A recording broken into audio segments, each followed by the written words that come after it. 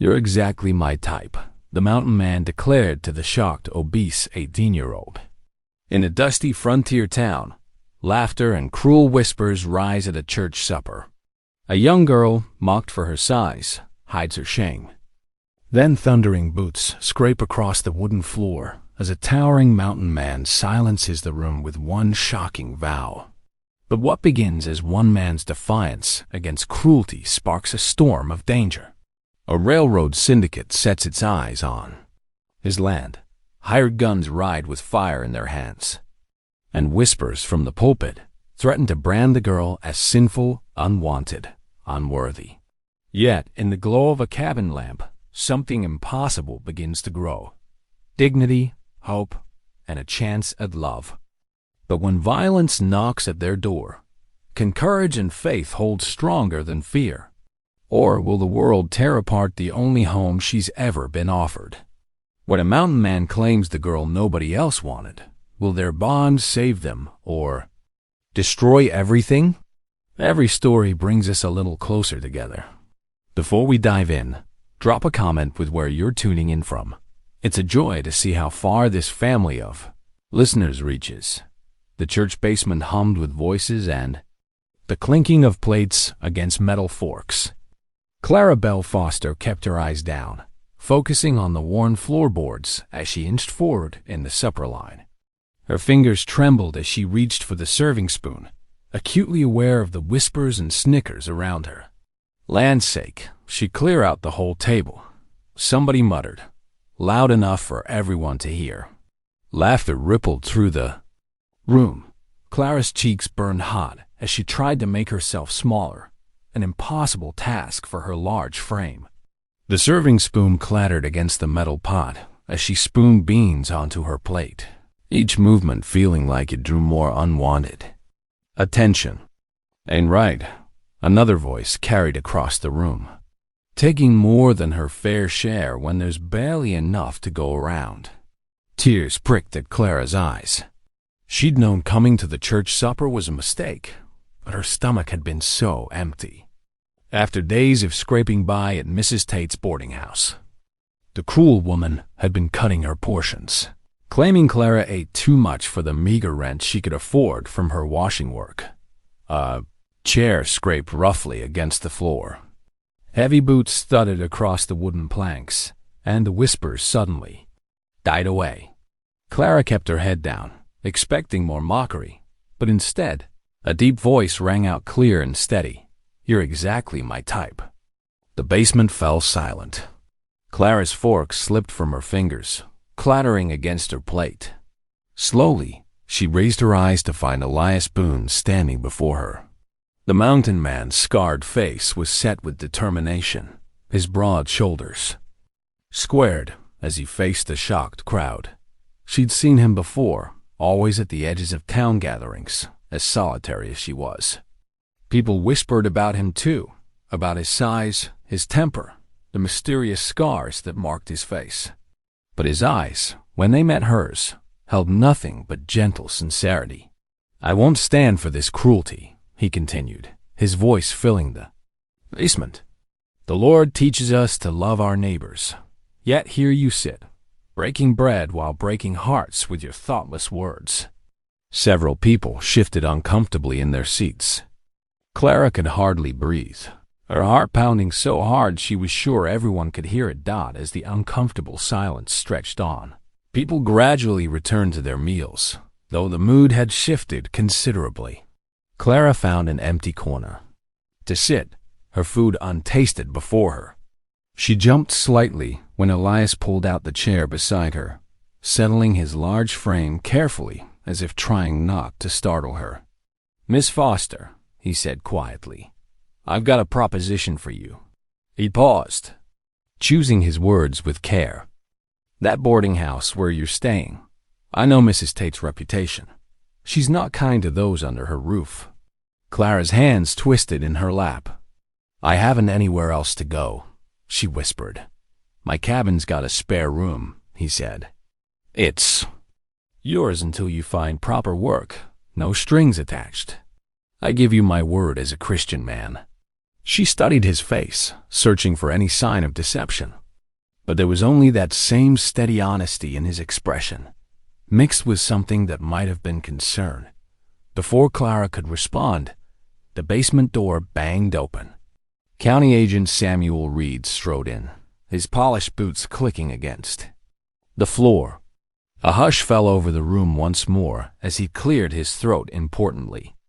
"Mr. Boone," Reed announced, his thin lips curved in what might have been satisfaction. "I've just received word from the railroad company. There seems to be some confusion about your land claim." He pulled out a crisp piece of paper from his coat. "According to these documents, your property lies directly in the path of the planned railway extension." Murmurs erupted around the room. Clara watched as Elias's jaw tightened, though his voice remained calm. "My claim's legal and proper, Agent Reed. Been working that land 15 years now." "Yes, well," Reed smiled thinly, "I'm afraid these things can get terribly complicated. The railroad has certain rights, you understand. But I'm sure we can come to some kind of arrangement." The crowd burst into excited gossip, their earlier shame forgotten in light of this new drama. Clara's mind raced as she watched Elias's hands clench into fists beneath the table. This man had just shown her more kindness than she'd known since losing her parents to the prairie fire 3 years ago. Now he was facing troubles of his own, yet he'd still offered her shelter. She looked down at her cooling plate of food, then back at Elias's stern profile as he stared down the smirking county agent. For the first time in years, something besides fear and shame stirred in her heart. Something that felt remarkably like courage. The wagon wheels creaked through the gathering dark as Elias guided his mule team up the mountain road. He'd hung a brass lantern off the side, its yellow light swaying with each bump and rut. Clara huddled deeper into the woolen shawl he'd given her, grateful for its warmth as the evening air grew sharper with altitude. The stars emerged one by one overhead, bright pinpricks against the darkening sky.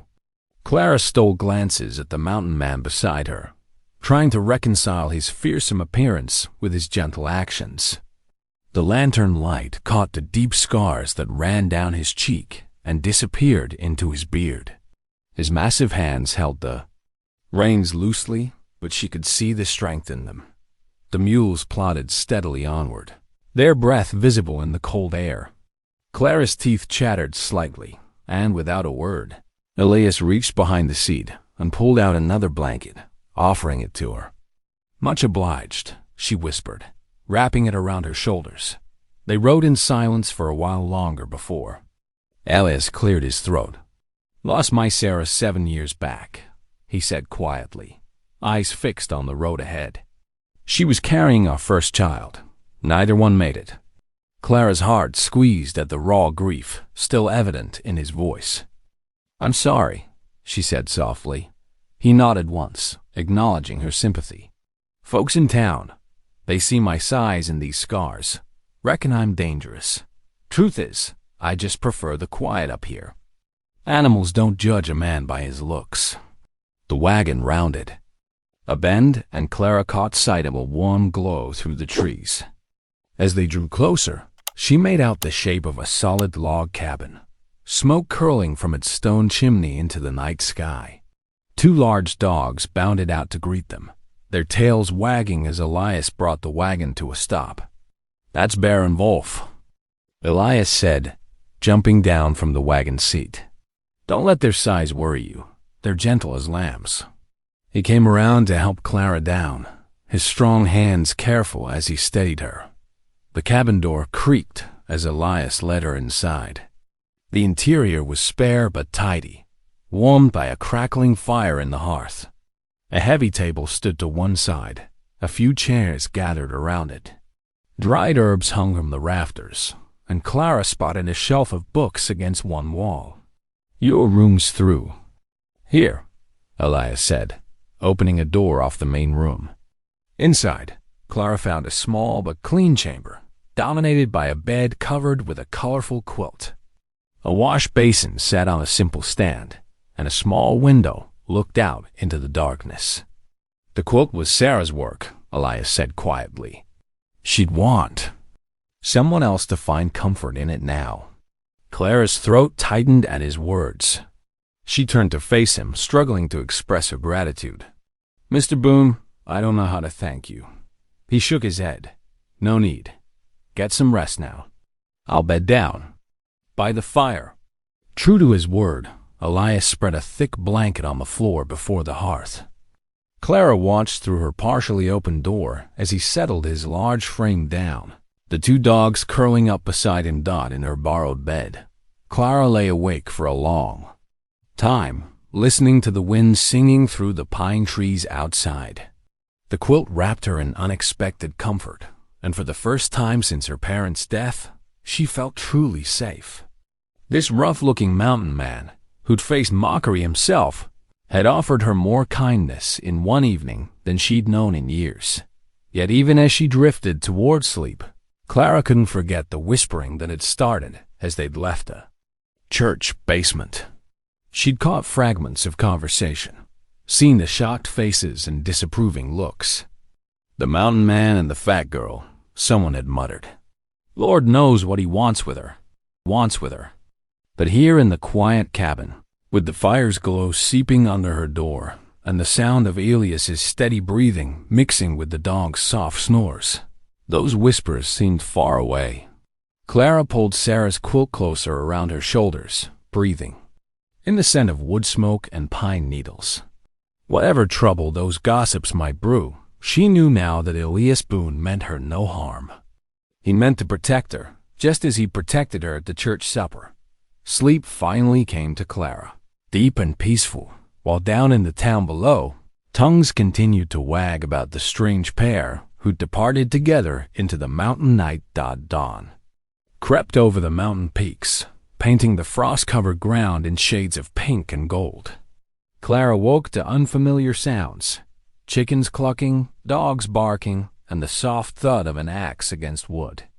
Her muscles protested as she sat up, stiff, from yesterday's long wagon ride. Through the small window of her room, she caught her first real glimpse of Elias's homestead. A weathered barn stood off to one side, its red paint faded by sun and snow.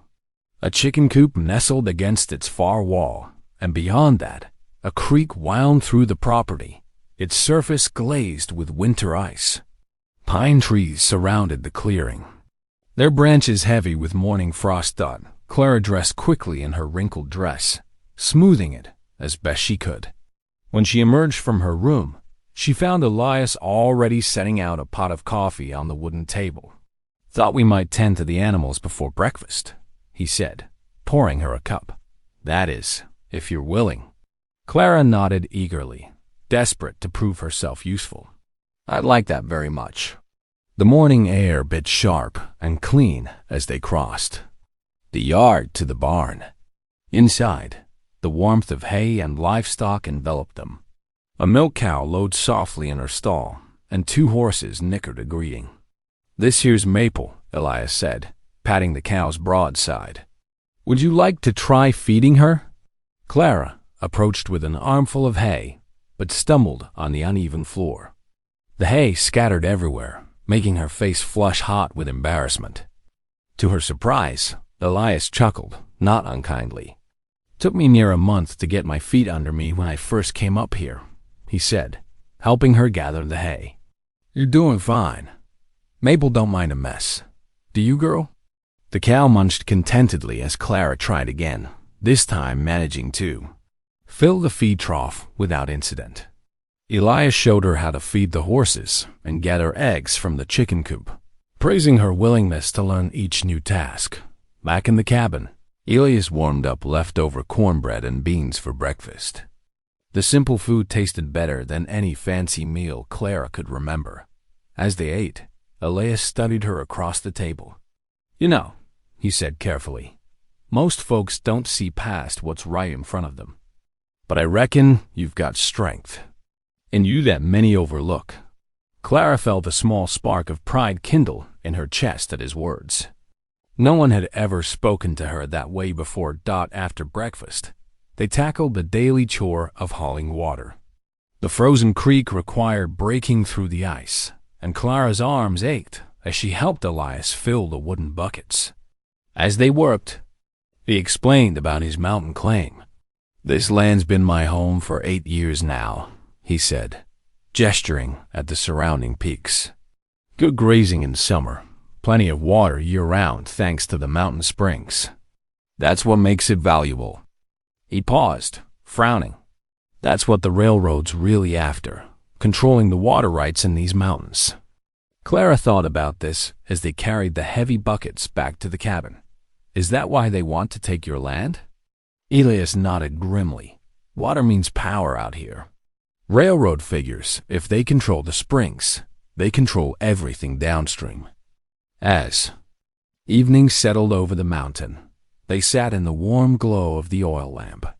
Clara worked up her courage to share something of herself. "After my parents died," she said softly, "I never felt like I belonged anywhere. The boarding house was just a place to sleep, not a home." Elias set down his coffee cup, giving her his full attention. His scarred face was gentle in the lamplight. "The years alone," Clara's voice wavered. "Sometimes the loneliness hurt worse than any cruel word." "Listen here," Elias said firmly. "Long as you're under my roof, ain't nobody going to mock you or make you feel less than what you are. That's a promise." Clara blinked back tears, touched by his gruff kindness. The dog sprawled at her feet, the fire crackled in the hearth, and the mountain wind sang softly outside. For the first time since losing her parents, Clara felt the tight knot of loneliness in her chest begin to loosen. Here, in this simple cabin with this quiet mountain man, she had found something she thought lost forever, a place where she truly belonged. 4 days after Clara's arrival at the mountain cabin, Sunday morning dawned crisp and clear. Elias hitched the wagon early, while Clara nervously smoothed her best dress, the blue cotton one. She'd managed to keep neat despite her recent work around the homestead. "We best get moving if we're to make it to service on time," Elias called from outside. Clara's stomach churned as she climbed into the wagon. The thought of facing the townspeople again made her hands tremble, but Elias had insisted they shouldn't. "Hide away." The wagon creaked as it rolled down the mountain road, frost crunching under the wheels. When they reached the white-painted church, Clara's fears proved justified. Heads turned as Elias helped her down from the wagon, and whispers rustled through the gathering crowd like wind through dry leaves. Mrs. Whitaker, the banker's wife, pulled her daughters closer as Clara passed. Mr. Peterson, who ran the general store, cleared his throat and looked away. Inside the church, the whispers grew louder. Clara caught fragments that made her cheeks burn. Living alone with that mountain man, and what would her poor parents think? She kept her eyes fixed on the wooden floor as Elias guided her to a pew near the back. Reverend Matthews took his place at the pulpit, his stern gaze sweeping the congregation before settling pointedly on Clara and Elias. His sermon started normally enough, with scripture readings and familiar hymns. But halfway through, his voice took on a sharper edge. "We must guard against impropriety in our community," he declared, his words cutting through the stuffy air. "Unchaperoned arrangements between unmarried persons invite scandal and moral decay.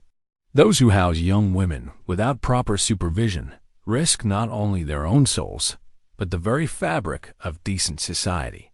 Clara's face flamed hot as several heads turned to stare at her. She gripped the hymnal so tight her knuckles went white. Beside her, Elias sat straight-backed and calm, though she noticed his jaw clenching. After the final hymn, Clara tried to slip quietly toward the door, but a group of town ladies surrounded her near the vestibule. Mrs. Whitaker's voice dripped with false concern. "My dear, you must know how this looks," she said, touching Clara's arm. "A young woman living alone with, well, think of your reputation," added Mrs. Peterson. "We only want what's best for you." Shame and humiliation crashed over Clara like a wave. Tears pricked at her eyes as she backed away from their judgmental stares.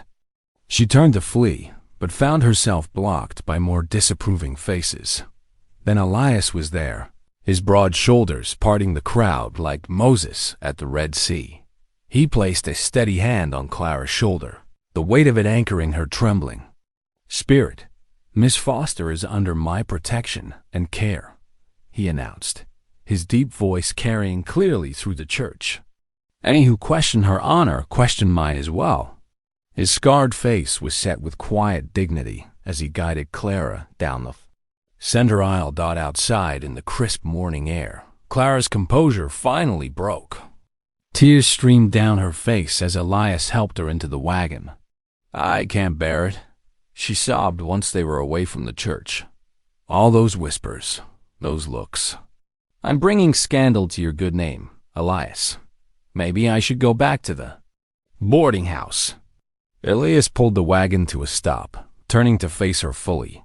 "Their tongues don't change truth, Clara. You're doing nothing wrong by accepting shelter and friendship. But everyone thinks. Let them think what they will." He cut in gently. "I know what's in my heart, and so do you." The rest of the ride home passed in thoughtful silence.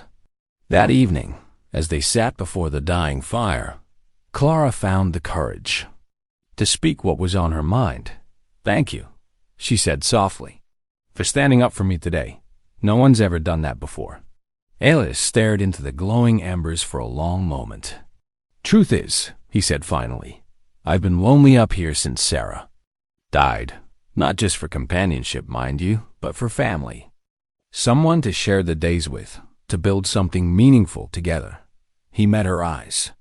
"When I saw how those townspeople treated you at the church supper, I recognized a kindred spirit."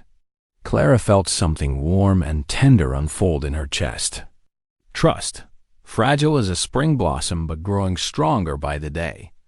Though the shadow of town gossip still loomed, she knew in that moment that she'd found more than just shelter in this mountain cabin.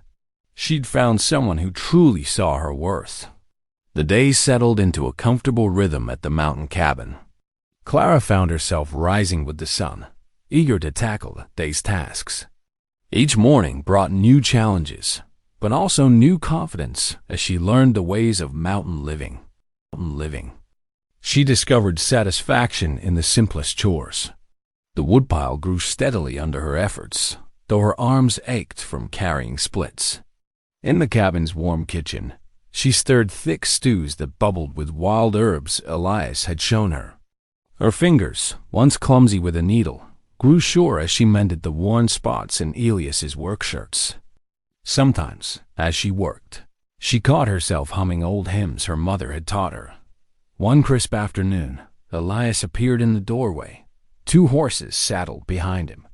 "Time you saw more of the mountain," he said, his eyes twinkling. "Think. You ready for a short ride?" Clara hesitated, then nodded. She'd never ridden much before, but Elias helped her mount the gentler mare, showing her how to grip with her knees and move with the horse's gait. They rode slowly up a winding trail, the horse's hooves crunching on frozen leaves. As they climbed higher, Clara's nervousness gave way to wonder at the vast views of snow-capped peaks. Near the top of the ridge, smoke curled up from a small camp tucked among the pines. Clara's horse snorted as an elderly man emerged from a lean-to shelter. His weathered face bore the deep lines of many winters, and his long gray hair was bound with a beaded band. "Henry," Elias called out warmly, "brought someone to meet you." Clara's hands tightened on the reins, uncertain. She'd heard townsfolk speak unkindly of the few remaining Ute in the area, but Henry's dark eyes held nothing but wisdom and welcome. As he helped her dismount, "Welcome, young one," he said in careful English, his voice gravelly but kind. He gestured to her calloused palms. "Strong hands," he observed, then touched his chest. "Strong heart also. I see it." They settled around Henry's small fire, where he brewed coffee in a battered tin pot.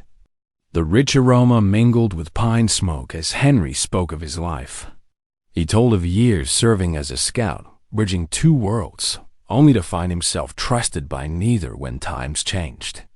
His words held no bitterness, only a deep understanding of human nature.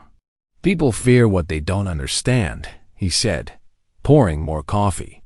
"They see difference, make quick judgment, but true strength?" He tapped his chest again. "Here, in knowing who you are, even when others don't see." Clara listened intently, recognition dawning in her heart. Henry's stories of facing prejudice and isolation echoed her own struggles with cruel judgment. Yet he carried himself with quiet dignity, refusing to let others' scorn diminish his worth.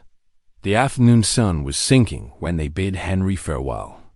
On the ride back down the mountain, Clara's thoughts churned like the clouds gathering above the peaks. After they'd settled the horses and stepped into the warm cabin, she finally voiced the question that had been building. "Why do you help Henry?" She asked Elias as he stoked the fire. When everyone else turned him away, Elias straightened, his scarred face thoughtful in the firelight. "A man shouldn't be cast off for who he is," he said simply. "Henry's worth ain't changed because some folks can't see past their own fears." Clara sank into her chair, letting those words settle deep. She thought of Henry's weathered hands cradling his coffee cup, his gentle wisdom offered freely despite all he'd endured. She thought of her own struggles with rejection, how she'd let others' cruel words shape her view of herself. "Henry sees me differently than the townfolk do," she said softly. "Like you do." Elias nodded. "He sees true, past what shows on the outside. Reckon that's something worth learning from." Clara smiled, feeling something shift inside her, like a heavy burden being set down. Perhaps she wasn't meant to carry the weight of others' judgment. Perhaps, like Henry, she could choose to stand tall in her own truth, to find dignity not in what others thought, but in who she knew herself to be. The fire crackled warmly as darkness settled outside, and Clara began preparing their evening meal, humming softly as she worked. Her movements were sure now, confident in this space that had become home. In her mind, she held the image of Henry's peaceful strength and felt her own growing to match it. Spring's gentle warmth crept into the mountain days, bringing with it a comfortable routine at the cabin. Each morning, Clara and Elias worked side by side, their movements growing more natural together as they tackled the endless tasks of mountain living. The chicken coop needed daily attention, and Clara found unexpected joy in gathering eggs. The speckled hens grew to know her, clucking softly as she approached with feed. Sometimes she caught Elias watching her with quiet approval as she confidently shooed the birds from their nests. One bright afternoon, they tackled the barn roof together. Clara handed up wooden shingles while Elias hammered them into place. The steady rhythm of his work filled the air, mixing with birdsong and the distant rush of the creek. "Mind those loose boards," Elias called down. But his warning came too late. Clara's foot caught, sending her stumbling. She caught herself, but not before scattering shingles across the yard. To her surprise, Elias burst out laughing, not cruel or mocking, but warm and genuine. After a moment, Clara joined in, the sound of their shared mirth echoing off the mountainside. The kitchen became another place of unexpected joy. One morning, while attempting biscuits, Clara accidentally knocked over the flour bin. White powder exploded everywhere, coating them both like ghosts. Instead of anger, Elias simply grinned and drew a silly face in the flour, dusting her apron. Clara's laughter bubbled up, free and easy in a way she hadn't known since childhood. These moments of lightness still felt strange to Clara. For so long, she'd guarded herself against mockery, keeping her smile hidden. But here, in this small cabin with its crooked windows and smoking chimney, she found herself relaxing.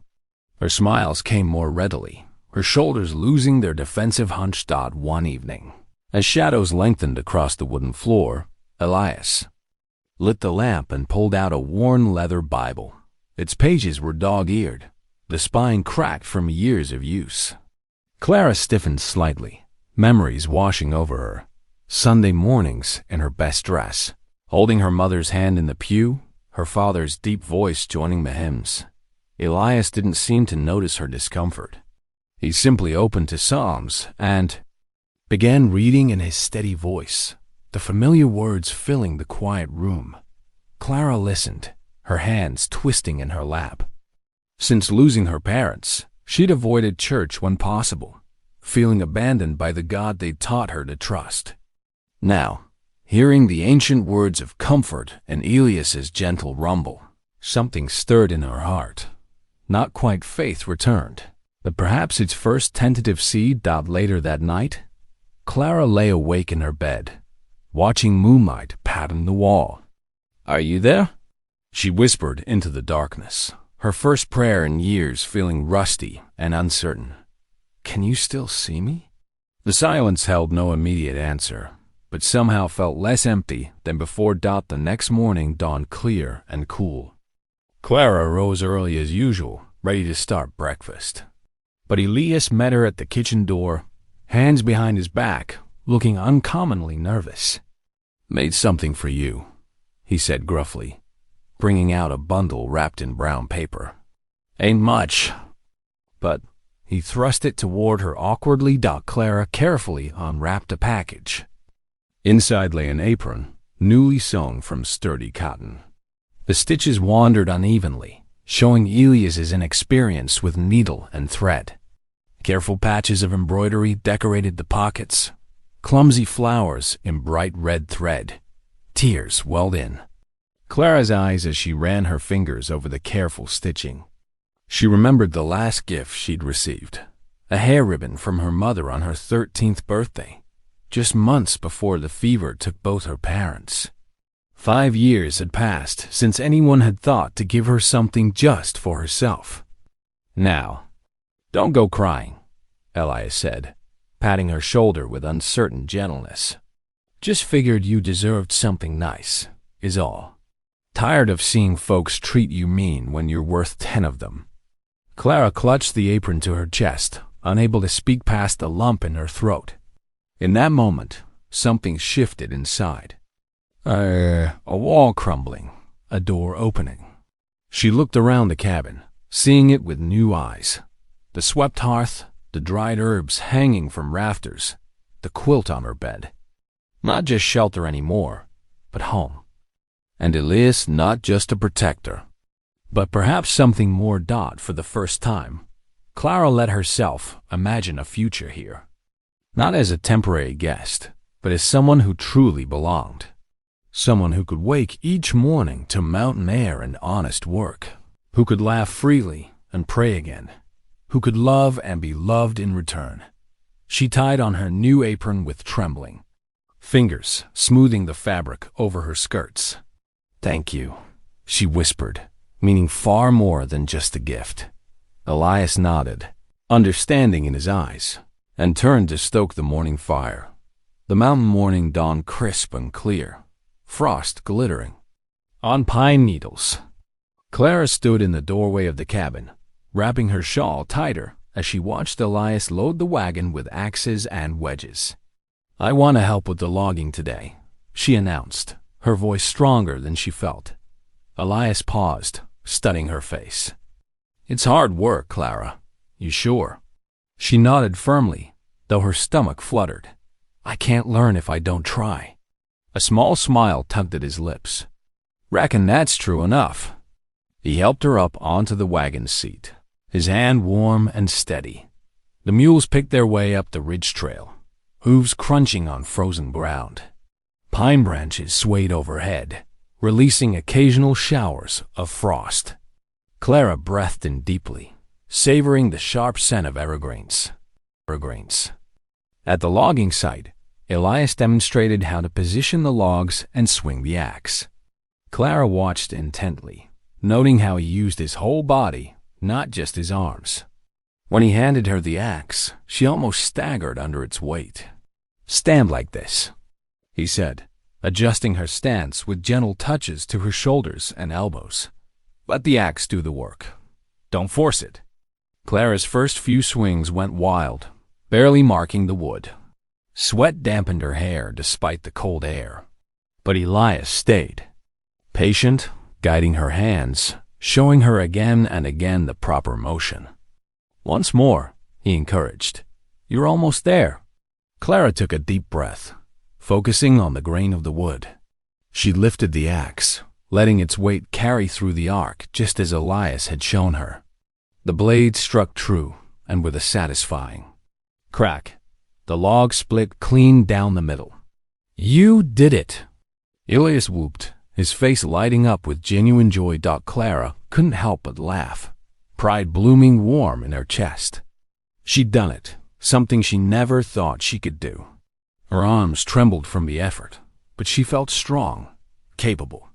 Dark clouds rolled in suddenly, bringing stinging pellets of snow. The squall hit hard and fast, white flakes swirling so thick they could barely see. "Line shack's just over that rise," Elias called over the wind. "Best wait it out there." They hurried through the thickening snow to a small wooden structure tucked against the hillside. Inside, it was basic but dry. A narrow bunk, a small stove, some shelves with supplies.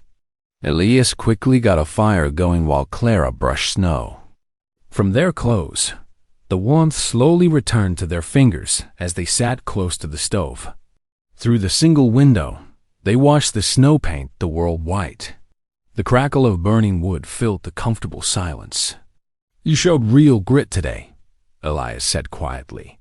"Most folks wouldn't have stuck with it like you did." Clara ducked her head, feeling heat rise in her cheeks. "I'm not used to people saying such things about me." "Well, they should. You've got more determination than half the territory put together." His words settled deep in her heart, warming places long gone cold. She sneaked a glance at his profile, seeing nothing but sincerity in his weathered face.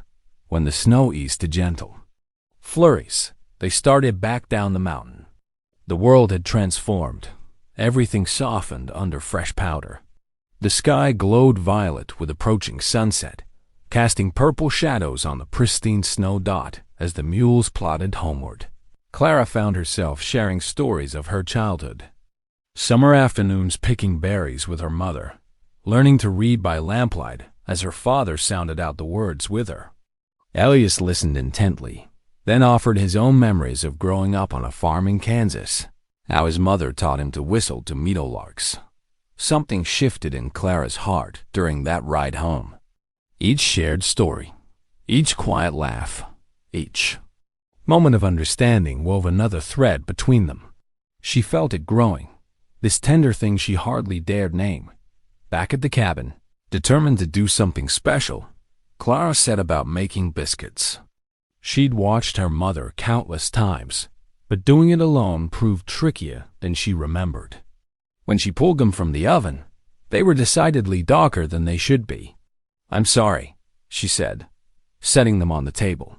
"They're burnt." "But—" Elias took one, still steaming, and bit into it with obvious relish. "Best biscuits I've had in ages," he declared. Reaching for another, Clara knew he was being kind.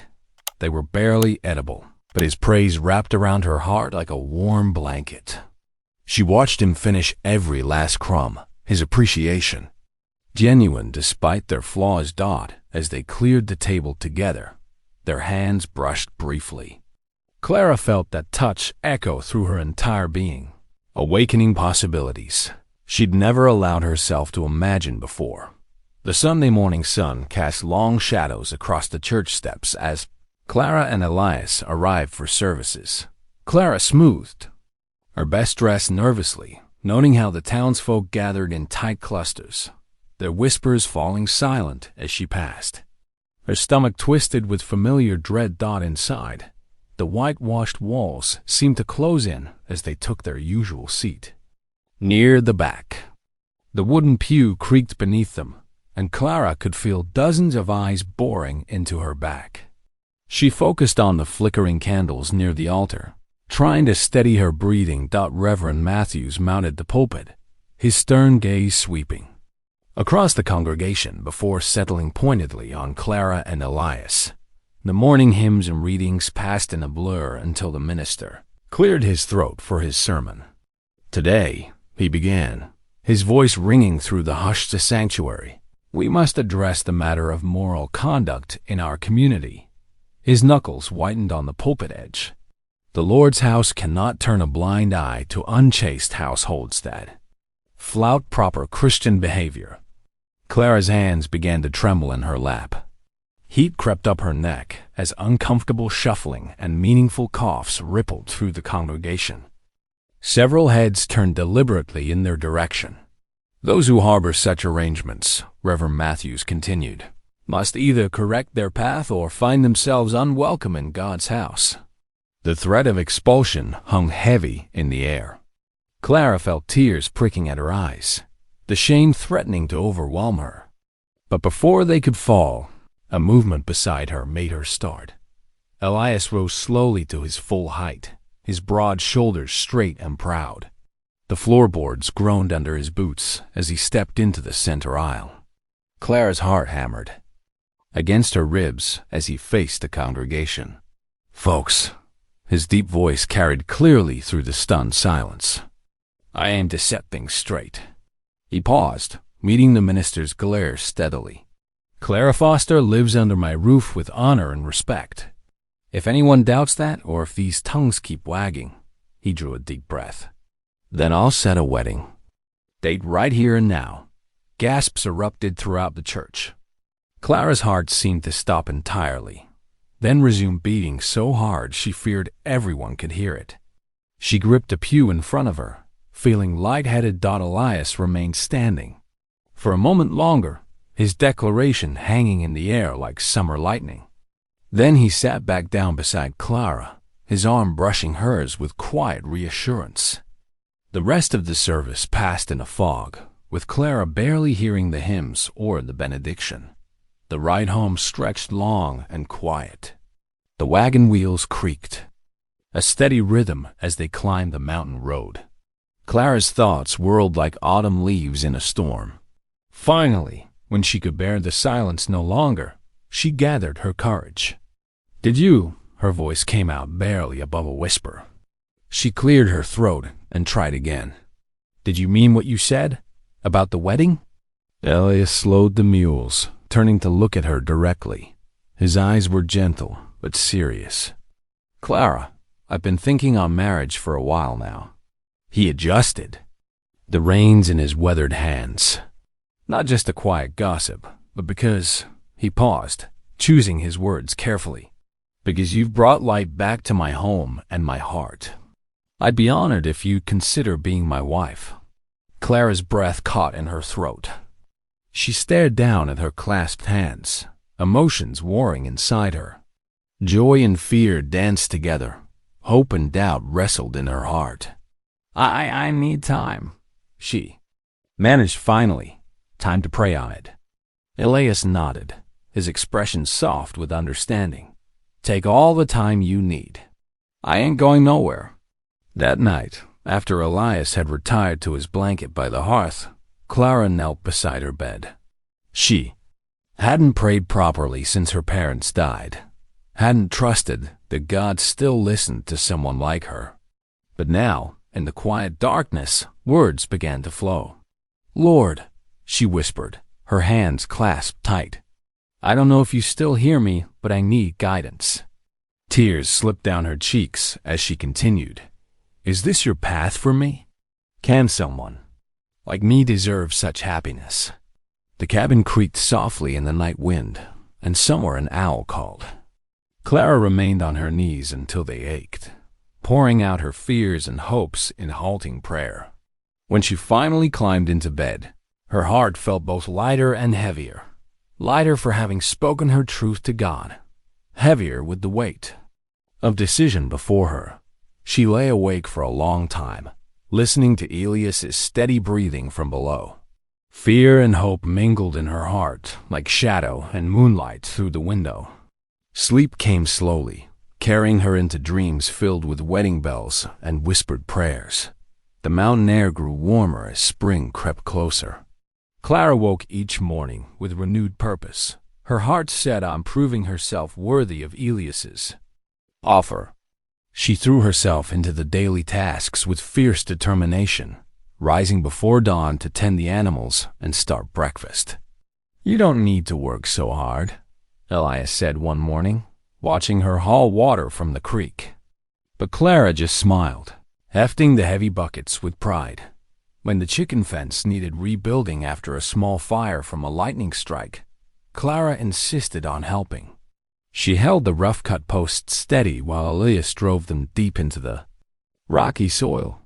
Her arms ached from the work, but satisfaction bloomed in her chest as each section took shape.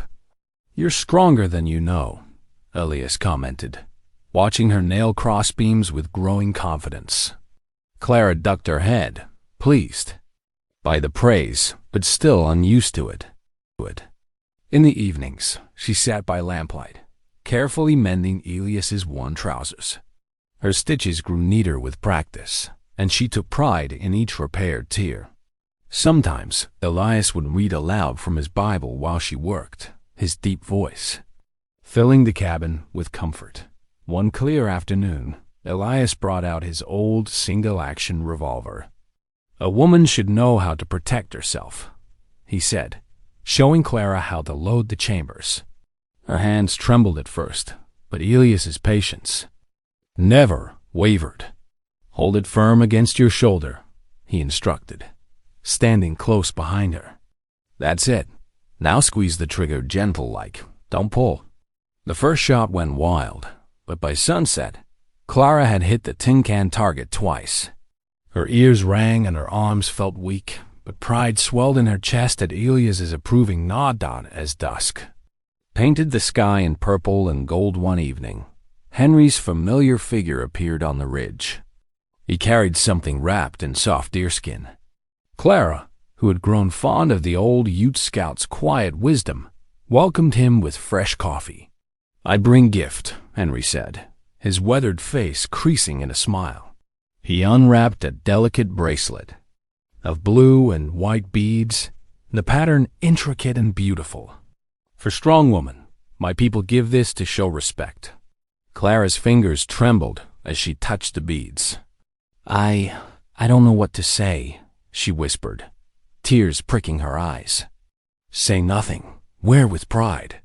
Henry helped her tie it around her wrist, then shared stories of his grandmother's beadwork while the coffee cooled after Henry left. The cabin grew quiet, save for the crackling fire. Elias stood from his chair, retrieving something from his trunk. Clara's heart began to race as he turned to face her. "Clara," he said softly, holding a small cloth-wrapped bundle. "I've been carrying this question in my heart." He unwrapped a simple silver band, worn smooth with age. "This was my Sarah's. She'd want it to belong to someone with your spirit." Clara's vision blurred with tears as Elias knelt before her chair. His large hands, usually so sure with axe and rope, trembled slightly as he held out the ring. "I ain't got fancy words," he continued, his voice rough with emotion, "but I know God sent you to me for a purpose. Would you do me the honor of being my wife?" Joy burst in Clara's chest like spring sunshine after rain. "Yes," she whispered. Then louder, "Yes." Tears spilled down her cheeks as Elias slipped the ring onto her finger. It fit as if it had been made for her. "It's perfect," she managed through her tears, staring at the silver band that marked her as wanted, chosen, loved. Elias gathered her into his arms, holding her close as she cried. These weren't tears of shame or loneliness like so many before. These were tears of joy, of belonging, of finally finding home. When they could speak again, they began planning their wedding. A small church would do, they agreed, no matter what whispers might follow. Clara found she cared less about the townspeople's opinions now. She had Elias's love, Henry's respect, and her own growing strength. That night, lying in her bed, Clara traced the silver band with wonder. For the first time, she allowed herself to imagine a future filled with love and dignity. She pictured mornings waking beside Elias, evenings sharing stories by the fire, a lifetime of building something beautiful together. The cabin creaked gently in the night wind, and somewhere an owl called. Clara closed her eyes, her heart full of gratitude. She wasn't the scared, shamed girl from the church basement anymore. She was a woman who had found her place, her purpose, and her love. The afternoon sun cast long shadows across the cabin yard as Elias hitched up the wagon. "I'll be back before dark," he promised, touching Clara's cheek. "Just need supplies for the wedding." Clara watched until the wagon disappeared down the mountain trail, then turned to her chores. She hummed as she worked, dreaming of their future. Together, the silver ring caught the fading light as she gathered eggs from the coop dot near dusk. Heavy hoofbeats approached. Clara's heart jumped, but it wasn't Elias's familiar wagon. 3 rough-looking men rode into the yard, dust coating their dark clothes. Their leader, a tall man with cold eyes, dismounted. "Where's Boone?" he demanded, spitting tobacco juice near Clara's feet. "He's not here," Clara said, backing toward the cabin door. The man sneered. "Railroad's claiming this land." "That's clear. Out now, before things get ugly." His eyes raked over her figure. "The looks like ugly's already here." The other men laughed cruelly. Clara's cheeks burned, but she stood her ground. "This is Elias's legal claim," she said, voice shaking. "You have no right. Shut your mouth, fat girl." The leader snarled, stepping closer. "You're mountain man. Can't protect you forever." Clara stumbled inside, slamming and barring the door. She huddled there, trembling, until their horses galloped away. Smoke soon rose from the barn. They'd set fire to it before leaving. Hours later, Henry found Elias, unconscious in town. He'd been ambushed in an alley after confronting the railroad men. Together, Clara and Henry loaded his battered body into the wagon. Back at the cabin, Clara's hands shook as she cleaned Elias's bloody face. Purple bruises covered his ribs. One eye was swollen shut. Each labored breath terrified her. "I can't lose you," she whispered, pressing a cool cloth to his forehead. "Please don't leave me alone." Henry mixed healing herbs while Clara prayed. The night stretched endless, marked by Elias's pain breathing and the acrid smell of burned wood from the barn. Clara's heart ached with fear, not just for Elias, but wondering if she had the strength to face such hatred. Yet, as she tended his wounds, something steel-hard grew in her chest. These men might mock her size, but they couldn't diminish her love or her determination to protect what mattered. Clara sat vigil through the endless night, watching shadows dance across Elias's battered face. Every pain groan from his lips pierced her heart. She dabbed his forehead with cool claws, whispering soft words when fever dreams made him restless. The cabin felt too quiet, too dark, despite the lamp burning low on the table dot as false dawn painted the windows gray. Elias's breathing grew more labored. Clara's hands trembled as she touched his swollen face. The bruises had darkened to angry purple, and heat radiated from his skin.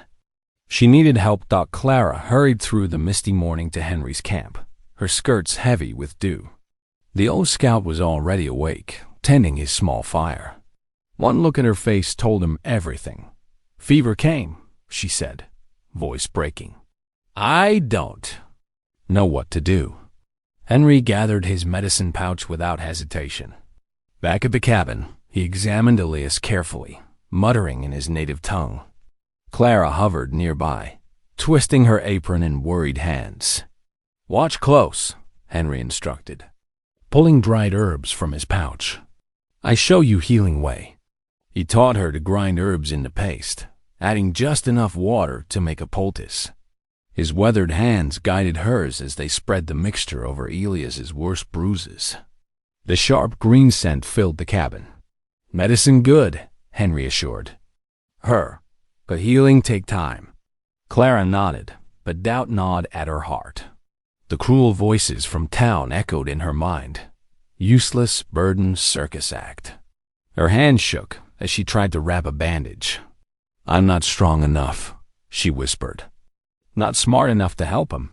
Henry's dark eyes held wisdom.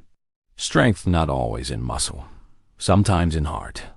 Left alone while Henry gathered more herbs, Clara sank to her knees before the cold hearth. Desperation drove her to prayer for the first time since childhood. Her words came hesitant at first, then poured out like spring rain. Please, she begged, give me courage. Show me how to help him.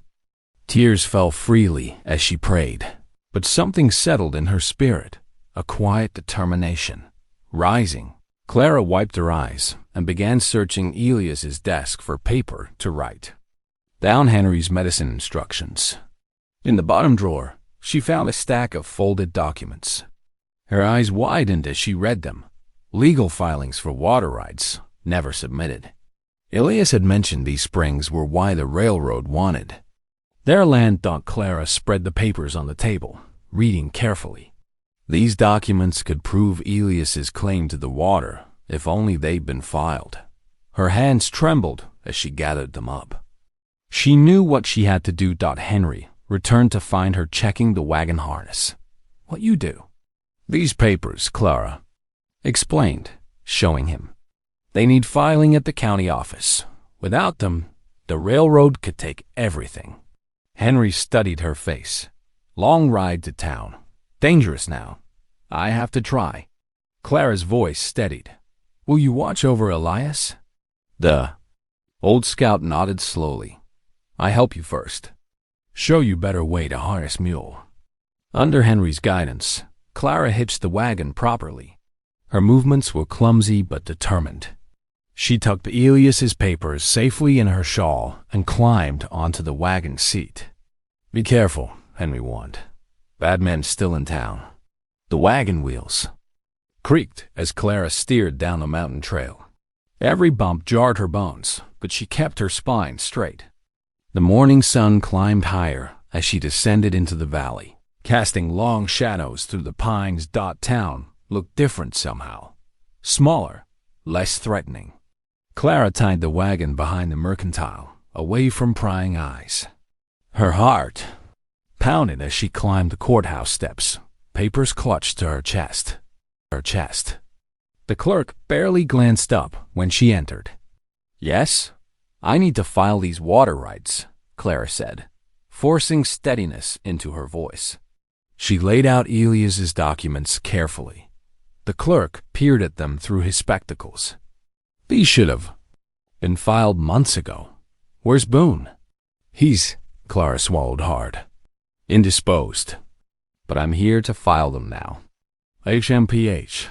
The clerk shuffled through the papers. Everything seems in order. $2 filing fee. Clara's hands shook slightly as she counted out the coins, nearly all they had. The clerk's stamp thundered against the desk, filed and recorded in heavy black ink. He handed her the receipt, proof of Elias's rightful claim to the springs. Relief made Clara's knees weak as she left the courthouse.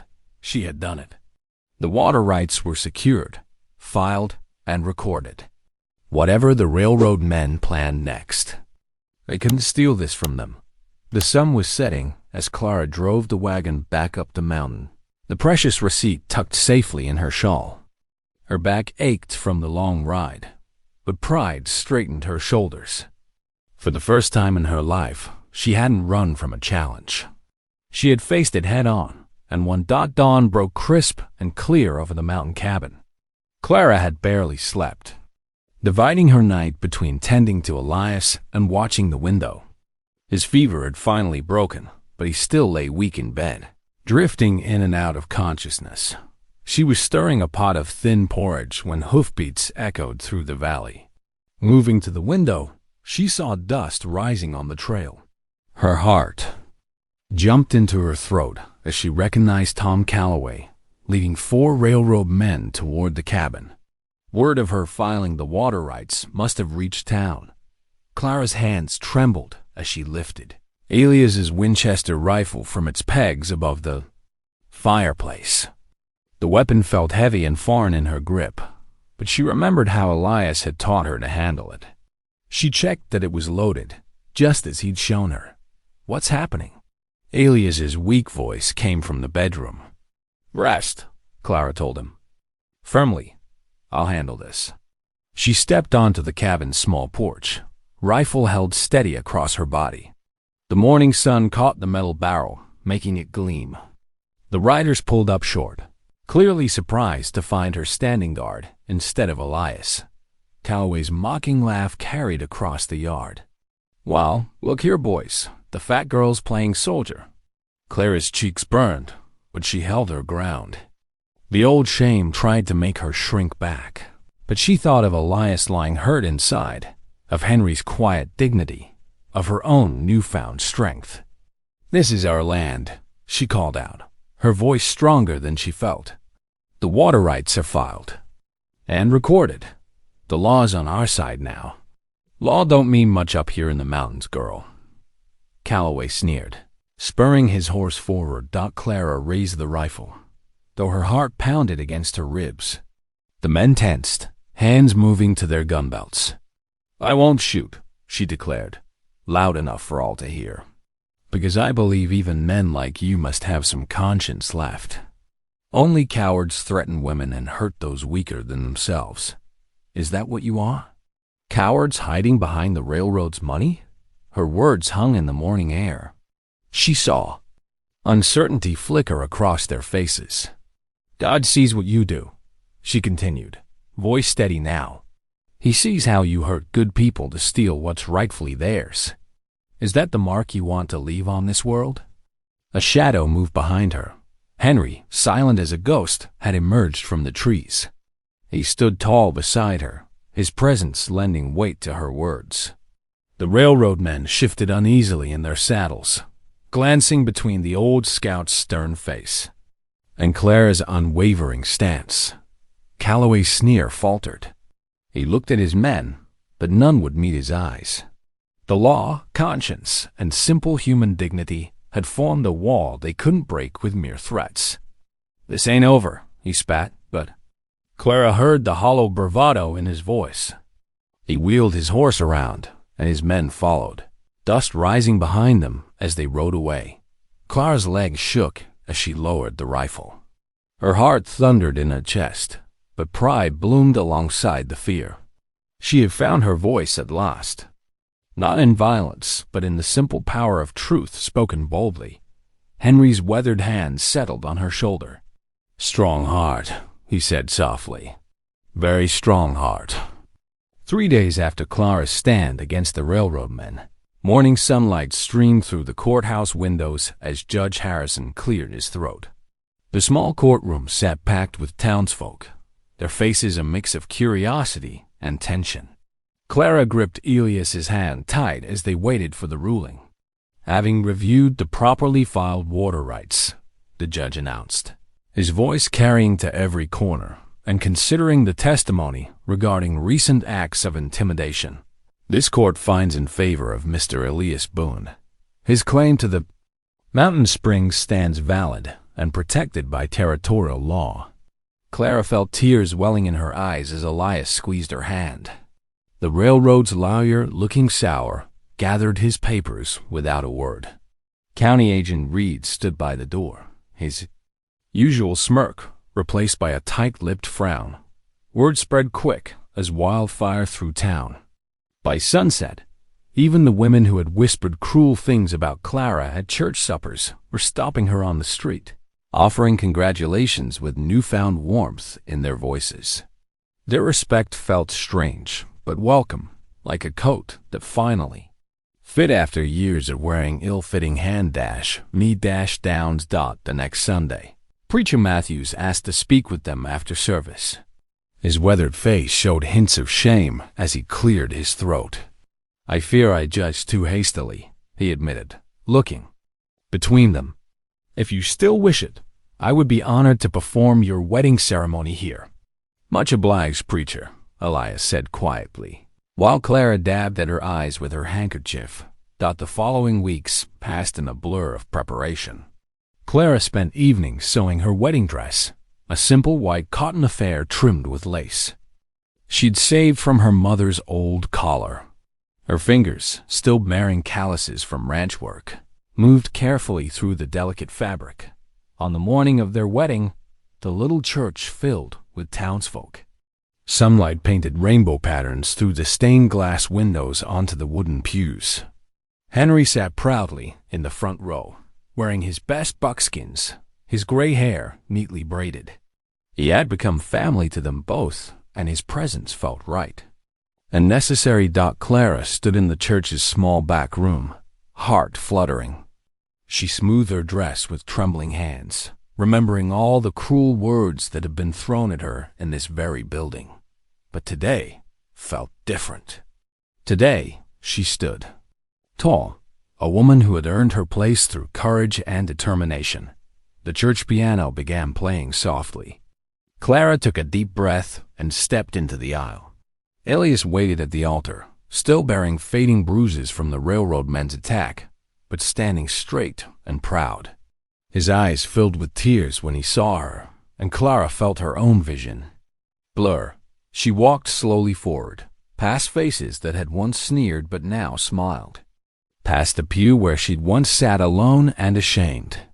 Past Henry, who nodded solemnly, the beaded bracelet he'd given her visible at her wrist. When she reached Elias, he took her hands in his.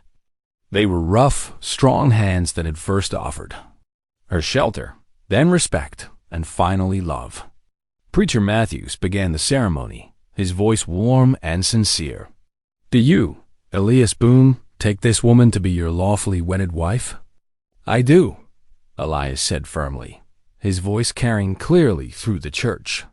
"And do you, Clara Belle Foster, take this man to be your lawfully wedded husband?" Clara's voice shook slightly, but her words rang true. "I do." Elias slipped his late wife's silver band onto her finger. The metal felt warm against her skin, a perfect fit, as if it had been waiting all along for her hand. Soft applause rippled through the congregation as they sealed their vows with a kiss.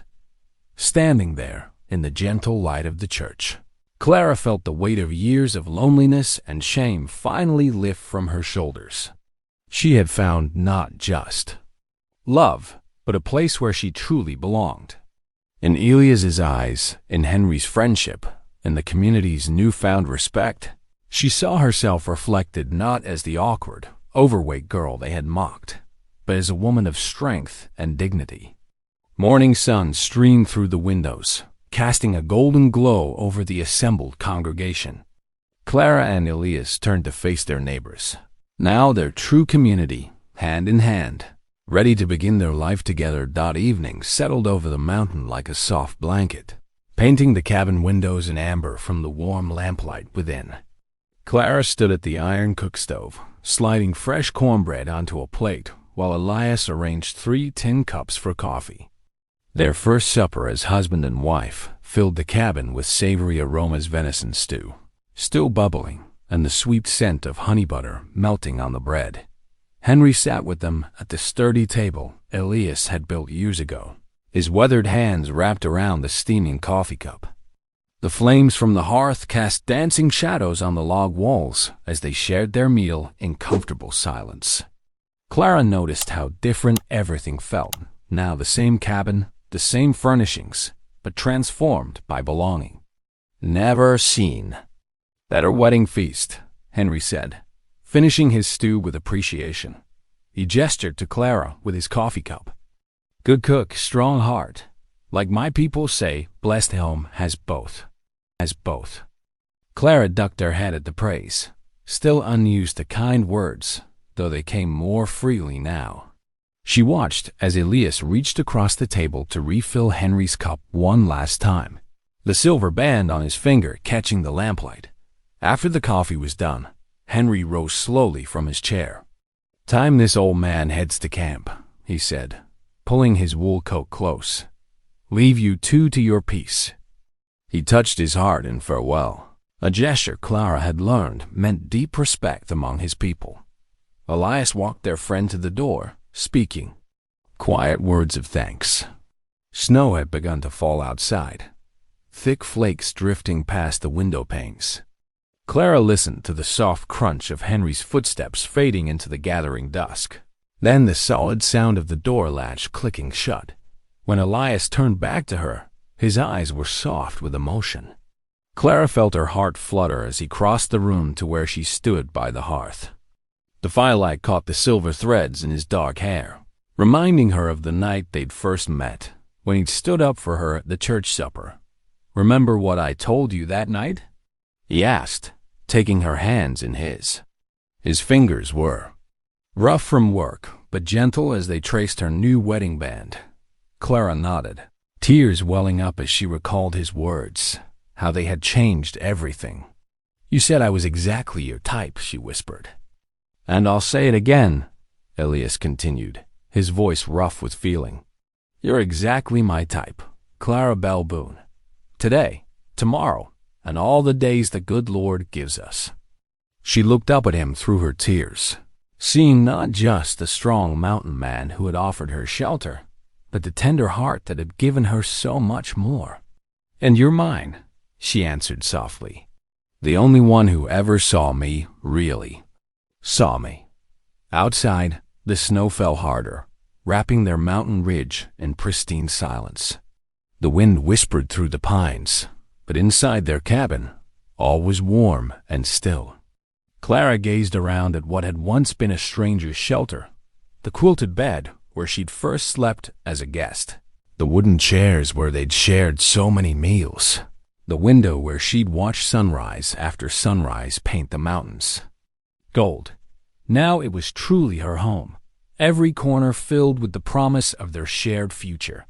The fire crackled low in the hearth, sending up sparks like tiny stars. Elias drew her close, and Clara rested her head against his chest, listening to the steady beat of his heart. She thought of how far she'd come from that scared, scorned girl at the church supper. Here in her husband's arms, she was no longer the object of cruel whispers, but a woman of strength and dignity, her faith in God and herself restored. The mountains rose eternal around their cabin, steadfast guardians of their love. Like those ancient peaks, Clara knew their bond would endure, built on respect, forged in adversity, strengthened by mercy and understanding. As the snow continued its gentle dance outside their windows, hope bloomed warm and bright in her heart, as lasting as the granite cliffs and as deep as the mountain springs. They had fought to protect Dot in the soft lamplight. Husband and wife stood, embraced, their shadows merging on the cabin wall. Two hearts finally home, finally whole, finally at peace. Dot, if this story made you pause, reflect, or even smile, don't forget to subscribe. I post daily, and the next story might be exactly what you need to hear.